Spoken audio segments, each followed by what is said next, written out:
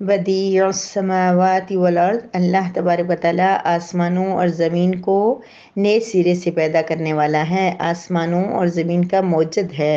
वइज़ा क़ज़ा अम्रन फ़इन्नमा यक़ूलु लहू कुन फ़यकून, और जब वो किसी मामले का फ़ैसला फरमाता है, जब वो कोई काम करना चाहता है तो उस काम के लिए, उस मामले के लिए अल्लाह तबारक व तआला कहता है कुन हो जा, फ़यकून तो बस वो काम हो जाता है।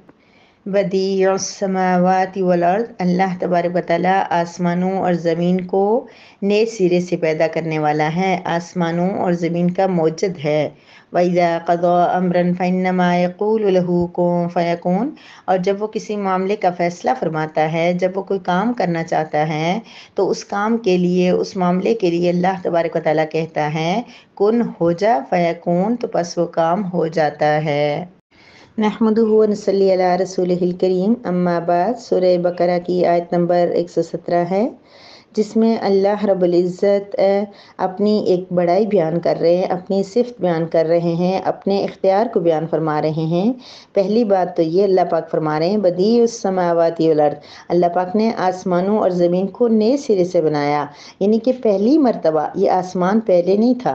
जैसे हमारे पास कोई चीज़ हो, कोई हम ड्राइंग करें तो वो चीज़ जब हमने एक बार बनाई तो बहुत अच्छी बन गई, लेकिन दोबारा जब वो हमसे ख़राब हो गई तो हम दूसरी मर्तबा उसको फ़ौरन बना लेंगे, क्योंकि हमारे पास सैंपल होगा, हमारे सामने वो मौजूद होगी।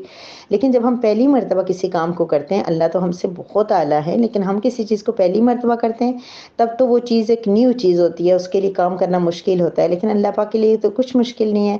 तो अल्लाह पाक ने जब ये आसमान और ज़मीन बनाए ना, तो तब ये आसमान और ज़मीन पहले नहीं थे, या कहीं से देखे हुए नहीं थे कि कहीं पे पड़ा हुआ हो, आसमान बना हो। जैसे आज अगर हमें कहीं पे कोई चीज़ नहीं भी बनी हुई, कोई चीज़ नहीं है, तो हम नेट पे फ़ौरन सर्च करते हैं, नेट से हमें हर चीज़ दिखाई दे देती है, फिर हम उसके मुताबिक काम कर लेते हैं। लेकिन अल्लाह रब्बुल इज़्ज़त ने जब आसमानों को बनाया तो पहले कुछ नमूना, कोई चीज़ अल्लाह के सामने नहीं थी। ज़मीन को बनाया तो अल्लाह के पास कोई चीज़ नहीं थी, नए सिरे से हर चीज़ को अल्लाह ताला ने अपनी इख्तियार से, अपनी ताकत से, अपनी हिकमत से अल्लाह तबारक व तआला ने हर चीज़ को पैदा फरमाया।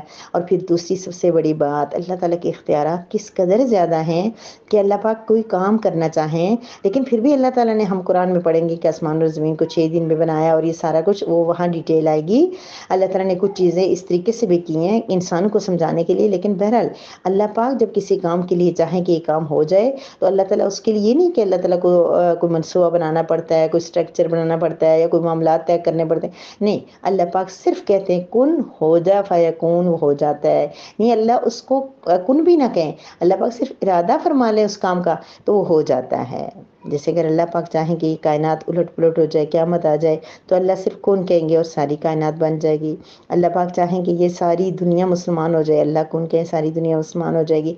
बहरहाल अल्लाह पाक के कुन के सारी चीज़ें मुताज है। अल्लाह रब्बुल इज़्ज़त के एक मरतबा कुन कह देने से सारी की सारी कायनात बन सकती है। वो किसी चीज़ का मुताज नहीं है, किसी चीज़ की उसको परवाह नहीं है, क्योंकि वो अल्लाह है।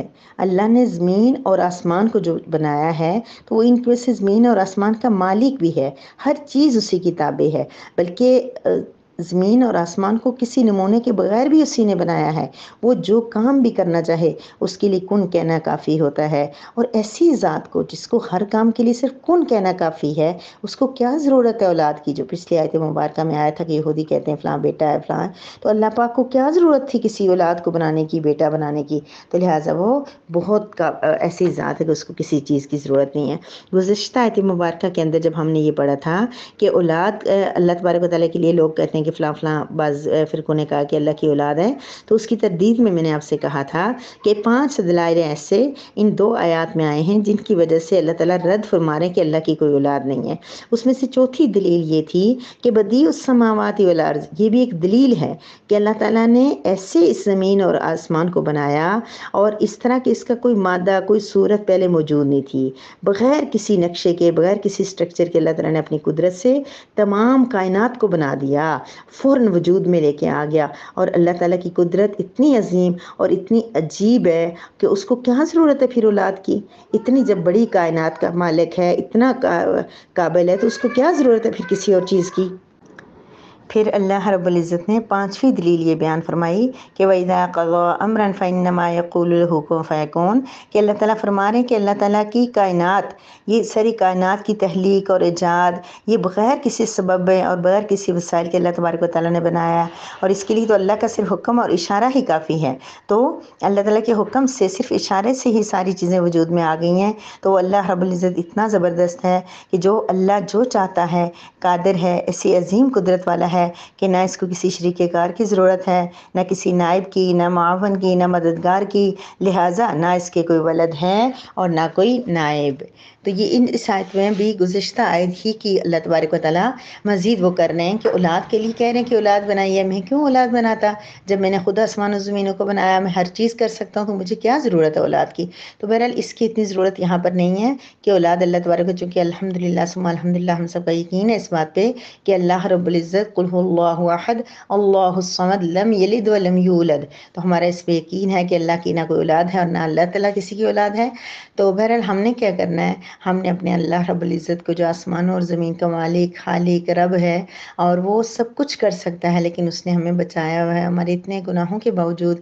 ہمارا اللہ ہمیں کسی قسم کی عذاب سے پکڑ نہیں کرتا، کسی عذاب میں نہیں ڈالتا، پھر بھی اللہ تبارک و تعالیٰ ہمارا سورج اسی طرح طلوع کرتا ہے، اسی طرح رات آ جاتی ہے، اسی طرح اللہ تعالیٰ بارش برسا رہے ہیں۔ اللہ پاک کتنا کچھ ہمیں انعامات اللہ تبارک و تعالیٰ دیے جا رہے ہیں، تو ہم نے کیا کرنا ہے، ہم نے اپنے اللہ کا شکر ادا کرنا ہے، اپنے رب کریم کو راضی کرنے کی کوشش کرنی ہے۔ ایک ایفرٹ اس کی یہ ہے کہ ہم رب کے کلام کو، پیارے کلام کو، قرآن مجید کو سمجھنے کی کوشش کریں، اس کو پڑھنے کی کوشش کریں، اس پہ عمل کرنے کی کوشش کریں، اس کو سیکھیں تو ضرور نا سیکھیں۔ پہلا مرحلہ جب ہم دیکھیں گے کہ اللہ کیا کہہ رہے ہیں، آج کی آیت میں ہم نے کیا دیکھا کہ اللہ پاک نے اپنی بڑائی بیان کی۔ ہمیں پتہ تھا کہ اللہ نے آسمان زمین بنایا، اللہ کون سے بناتے ہیں، لیکن ہم نے اللہ کے الفاظ میں سن لیا کہ اللہ پاک کیسے اپنی بڑائی بیان فرما رہے ہیں۔ تو ہم نے کیا کرنا ہے کہ ان ساری آیات کو سمجھنا ہے، اللہ کی عظمت اپنے دل میں بٹھانی ہے، اللہ کی بڑائی اور کبریائی اپنے دل میں بٹھانی ہے۔ اور پھر اتنا بڑا اللہ، اتنا بڑا اللہ، ہم ایک مرتبہ کہتے ہیں اللہ جی، تو اللہ میاں ہمیں کہتے ہیں کہ جواب دیتے ہیں اللہ تعالیٰ ہم جو مانگتے ہیں۔ جب کبھی آپ خود فیل کرتے ہوں گے کہ کبھی کبھی ہم لوگ چھوٹی سی کوئی چیز ہوتی ہے لیکن ہم ایسے تڑپ کے کہتے ہیں ہاں یہ نہ ہو جائے ابھی، اور پھر اللہ رب العزت وہ چیز وہاں ہماری لاج رکھ لیتے ہیں، وہاں اللہ تعالیٰ ہماری دعا قبول کر لیتے ہیں۔ کبھی دیر بھی ہوتی ہے، جیسے یعقوب علیہ السلام کی دعا کتنی ایوب علیہ السلام کی دعا کتنی دیر سے قبول ہوئی تھی، ان کی آزمائش تھی، اور یعقوب علیہ السلام کی دعا کتنی دیر سے قبول ہوئی ہے، کبھی فوراً قبول ہو جاتی ہے۔ موسیٰ علیہ السلام کی والدہ کو فوراً موسیٰ علیہ السلام مل گئے، تو یہ دیر سویر تو لگی رہتی ہے، لیکن اللہ رب العزت ہمیں سنتے ہیں، ہمیں دیکھتے ہیں، ہمیں پرکھتے ہیں، تو ہم نے اپنے اللہ کو راضی کرنا ہے۔ اس کا ایک سٹیپ ہم نے یہ لے لیا ہے کہ ہم اللہ کے کلام کے ساتھ جڑ گئے ہیں، ہم کوشش کر رہے ہیں اس کو یاد کرنے کی، اس کو پڑھنے کی اور اس پہ عمل کرنے کی۔ تو انشاءاللہ اللہ رب العزت ہمیں اپنے کلام کے ساتھ جوڑے رکھے، اس کے مطابق زندگی گزارنے کی توفیق عطا فرمائے۔ وآخر الدعوانا ان الحمدللہ رب العالمین۔